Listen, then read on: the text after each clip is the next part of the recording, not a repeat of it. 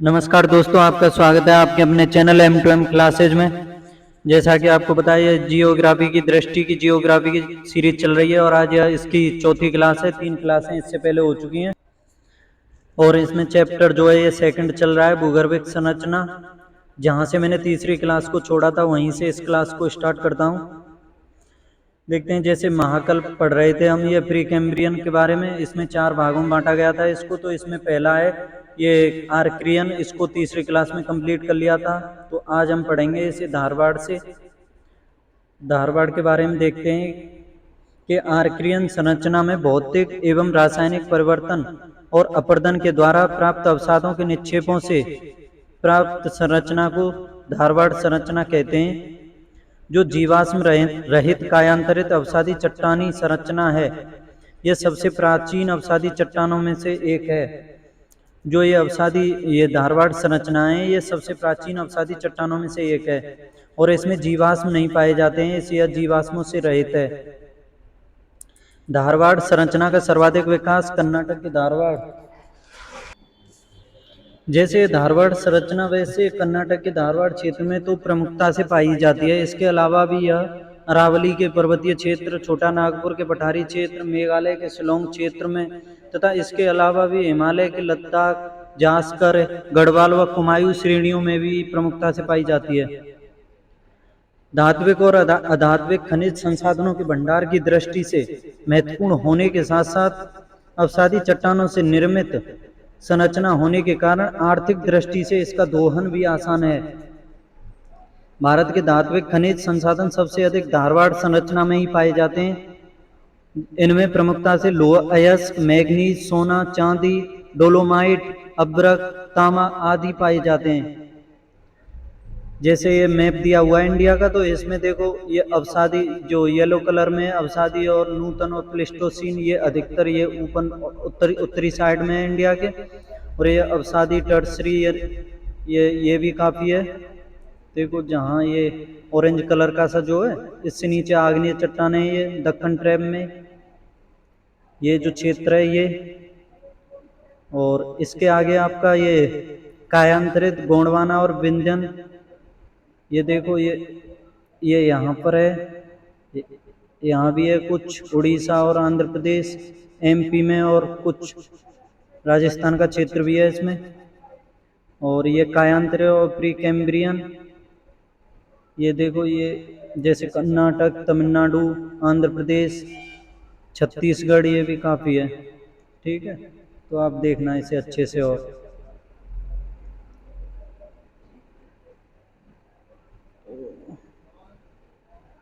इसमें कुछ ये विशेष मतलब इम्पोर्टेंट तथ्य दिए गए हैं। जैसे भारत में पेट्रोलियम पदार्थ पाए जाते हैं टर्सरी क्रम की अवसादी चट्टानों में, और गोंडवाना क्रम की चट्टानें प्रमुखता से प्रसिद्ध हैं कोयले के लिए। जो कोयला का 90% तकरीबन 90% उत्पादन है वो गोंडवाना की चट्टानों से किया जाता है। और धारवाड़ क्रम की चट्टानें प्रसिद्ध हैं धात्विक खनिजों के लिए। दक्कन ट्रैप का निर्माण हुआ है क्रिटेशियस काल में, और पृथ्वी का सबसे व्यापक युग हिमयुग मतलब आया था प्लेस्टोसीन काल में, जिसे गुंज, मिंडेल, रेस, बुर्म, अंगारालैंड तथा गोंडवाना लैंड के मध्य अवस्थित भूसन्नति तैतीस सागर था। मतलब अंगारालैंड और गोंडवाना लैंड के मध्य अवस्थित भूसन्नति मतलब जो क्षेत्र था वो तैतीस सागर के नाम से प्रसिद्ध था। विंध्यन क्रम की चट्टानों का निर्माण हुआ है जल निक्षेपों के द्वारा। देश की वर्तमान स्थलाकृति सुनिश्चित हुई प्लेस्टोसीन युग में। जो देश की वर्तमान स्थिति है वो प्लेस्टोसीन युग में हुई। आगे देखते हैं, यह है कुड़प्पा।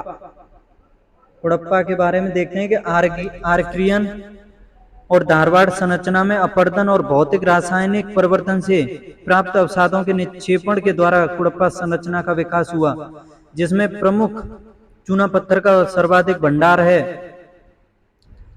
इस कुड़प्पा संरचना से चूना पत्थर का सर्वाधिक भंडार मिले हैं। इनमें भी जीवाश्म का अभाव पाया जाता है। कुड़प्पा संरचना का सर्वाधिक विकास आंध्र प्रदेश के कुड़प्पा क्षेत्र में हुआ है।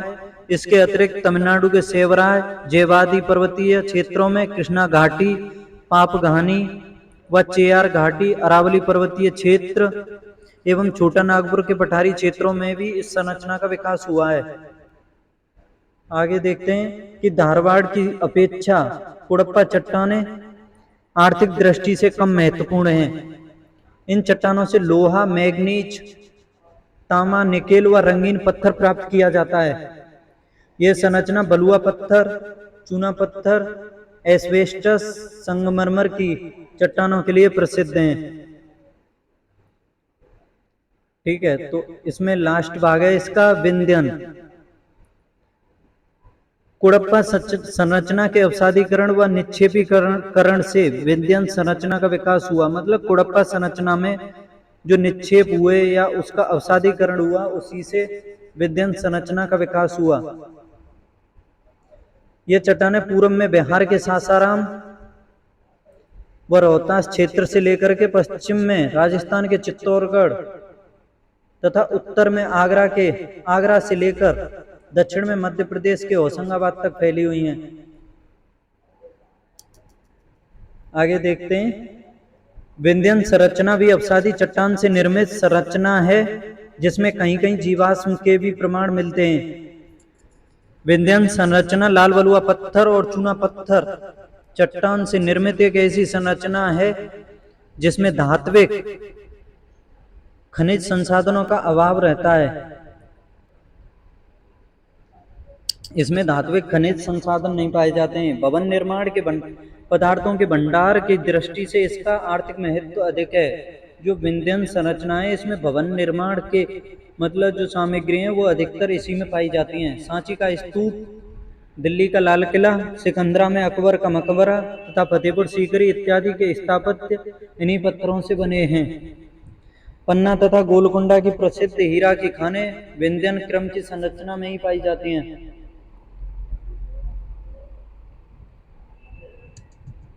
अब आगे देखते हैं, आगे है इसमें पैलोजोइक पीरियड है, पैलोजोइक। इसमें गोंडवाना पढ़ेंगे सबसे पहले। पैलोजोइक युग में कैम्ब्रियन से लेकर डेवोनियन युग तक का समय प्रायद्वीपीय भारत में संरचनात्मक विकास के दृष्टिकोण से विशेष महत्वपूर्ण नहीं है, लेकिन इसी समय कार्बोनिफेरस पर्मियन युग में प्रायद्वीपीय भारत में गोंडवाना संरचना का विकास हुआ। इस युग में भू संचलन क्रिया के द्वारा धसाव की प्रक्रिया से संरचनात्मक बेसन का निर्माण हुआ, जिसमें अवसादों के निक्षेपण के द्वारा जीवाश्म युक्त अवसादी चट्टानों के रूप में गोंडवाना संरचना का विकास हुआ। यह बिटुमिनस कोयला के भंडार की दृष्टि से भारत में सर्वाधिक महत्वपूर्ण है। जो गोंडवाना संरचना है वो बिटुमिनस कोयला के भंडार के लिए प्रसिद्ध है भारत में। आगे है, भारत में कुल कोयला का भंडार का लगभग 98% इसी संरचना में पाया जाता है।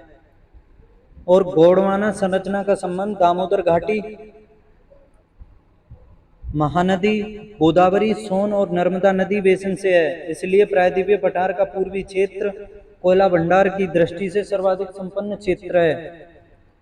यहाँ दामोदर नदी बेसिन में गोंडवाना संरचना का सर्वाधिक विकास हुआ है।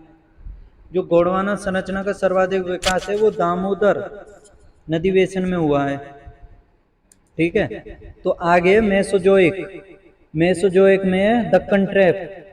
मेसोजोइक कल्प के क्रिटेशियस युग में शांत दरारी प्रकार की ज्वालामुखी प्रक्रिया के द्वारा बेसाल्ट चट्टान से निर्मित संरचना के रूप में दक्कन ट्रैप क्षेत्र का निर्माण हुआ। भारत में इस संरचना का विकास मुख्यतः महाराष्ट्र व मालवा क्षेत्र में हुआ है। इसके अतिरिक्त इस संरचना का विकास गुजरात के काठियावाड़ प्रायद्वीप, कर्नाटक के बंगलुरु मैसूर पठार, तमिलनाडु के कोयम्बटूर मदुरई या कोयम्बटूर मदुरई पठार, आंध्र प्रदेश एवं तेलंगाना के पठार और छोटा नागपुर के राजमहल पर्वतीय क्षेत्र में भी मिलता है। यहाँ पर बेसाल्टी चट्टानों के अपरदन एवं अपक्षय से काली मृदा का सर्वाधिक विकास हुआ है। जो दक्कन ट्रैप है इसमें काली मृदा अधिकतम पाई जाती है और यह भारत के खनिज संसाधनों से संपन्न क्षेत्रों में से एक है।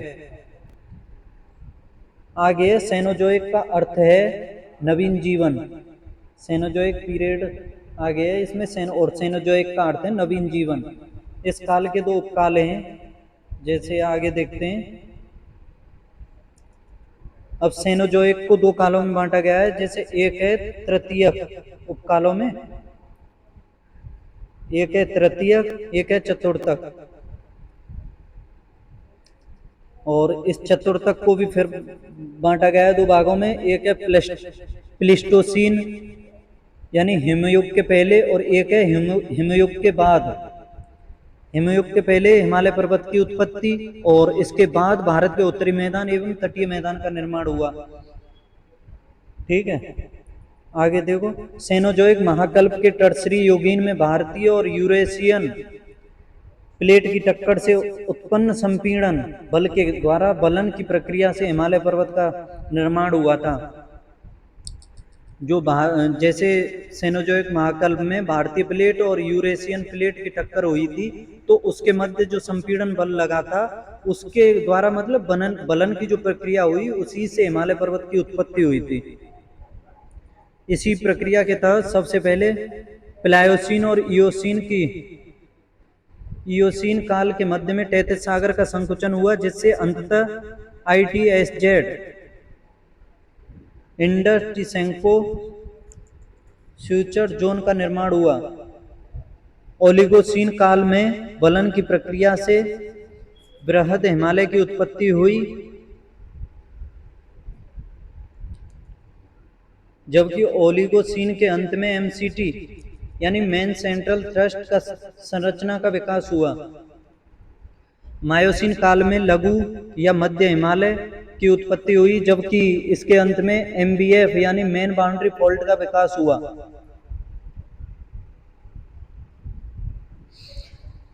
प्लायोसीन के मध्य शिवालिक हिमालय की उत्पत्ति हुई, जो हिमालय की नवीनतम पर्वत श्रृंखलाओं में से एक है। प्लायोसीन के अंत तक HFF यानी हिमालय फ्रंटल फॉल्ट संरचना का विकास हुआ। यह एक ऐसी संरचना है जहां से भारतीय प्लेट का यूरेशियन प्लेट के नीचे क्षेपण हो रहा है, क्योंकि जो भारतीय प्लेट है वो भारी है और यूरेशियन प्लेट हल्की है, तो उसका जो है मतलब भारतीय प्लेट का यूरेशियन प्लेट के नीचे जा रही है, तो उसका नीचे क्षेपण हो रहा है। ठीक है, और ये मैप है कुछ, इसको देखो, ये जैसे अलग अलग, जैसे तिब्बत का पठार, ट्रांस हिमालय, बृहद हिमालय, ये अलग अलग बटे हुए हैं। जैसे तिब्बत का हिमालय एक साइड में और उससे आगे है ट्रांस हिमालय। ट्रांस हिमालय और बृहद हिमालय के जो मतलब हिमालय के मध्य ये ITSZ, मतलब ITSZ के द्वारा ट्रांस हिमालय और बृहद हिमालय का विभाजन किया जाता है। और बृहद हिमालय को लघु हिमालय से अलग करती है MCT यानी मेन सेंट्रल थ्रस्ट, और लघु हिमालय को शिवालिक से अलग करती है MBF यानी मेन बाउंड्री फॉल्ट, और शिवालिक को उत्तरी हिमालय से HFF यानी हिमालयन फ्रंटल फॉल्ट। आगे देखते हैं। प्लेस्टोसीन हिमयुग के बाद हिमालय पर्वतीय क्षेत्र से निकलने वाली नदियों के द्वारा लाए गए अवसादों के निक्षेपण और जलोढ़ से निर्मित संरचना के रूप में भारत के उत्तरी मैदान की उत्पत्ति हुई। इसी समय समुद्र जल स्तर में होने वाले परिवर्तन के कारण तटीय मैदानों में भी जलोढ़ से निर्मित संरचना का विकास हुआ। ठीक है, और सेनोजोइक के चतुर्थ महाकल्प के अभिनव अत्यंत नूतन युग में ही विशाल मैदान के बांगड़ तथा खादर का विकास हुआ। झेलम, नर्मदा, ताप्ती, गोदावरी, कृष्णा, कावेरी आदि नदियों की वेदिकाओं का निर्माण भी इसी काल में हुआ। तो आज की क्लास में इतना ही, आज यहीं तक करते हैं, कल की क्लास को यहीं से स्टार्ट करूंगा। ठीक है, तो पढ़ते रहिए, और भी चैनल को सब्सक्राइब नहीं किया है तो चैनल को सब्सक्राइब कर लीजिए प्लीज, और वीडियो अच्छी लगी हो या बुरी लगी हो कमेंट बॉक्स में बताना। ओके।